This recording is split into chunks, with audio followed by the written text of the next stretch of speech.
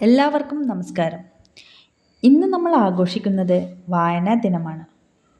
പുസ്തകം നമ്മുടെ ഏറ്റവും നല്ല സുഹൃത്താണ്. അത് നമ്മെ അറിയാത്ത ലോകത്തേക്ക് കൊണ്ടുപോകുന്നു.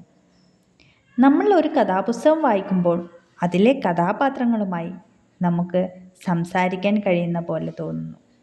നമ്മൾ ചിരിക്കും, ആശ്ചര്യപ്പെടും, പലപ്പോഴൊക്കെ കുറച്ച് കരയുകയും ചെയ്യും. വായന നമ്മെ മനസ്സിൽ വലിയ ആളുകളാക്കുന്നു. നല്ല ചിന്തകൾ, നല്ല ഭാഷ, നല്ല സ്വപ്നങ്ങൾ എല്ലാം പുസ്തകങ്ങൾ നമുക്ക് നൽകുന്നു. ഇന്ന് PN പണിക്കർ സാറിൻ്റെ സ്മരണയ്ക്കായാണ് വായനാ ദിനം ആചരിക്കുന്നത്. അദ്ദേഹം വായനയുടെ പ്രാധാന്യം നമ്മെ പഠിപ്പിച്ചു. ചെറിയ വയസ്സിൽ തന്നെ വായിക്കാൻ തുടങ്ങുന്നതിന് വലിയ ഗുണമുണ്ട്. വായിക്കൂ, ആലോചിക്കൂ, വലിയവരാകൂ. വായനാ ദിനാശംസകൾ. ധന്യവാദ്.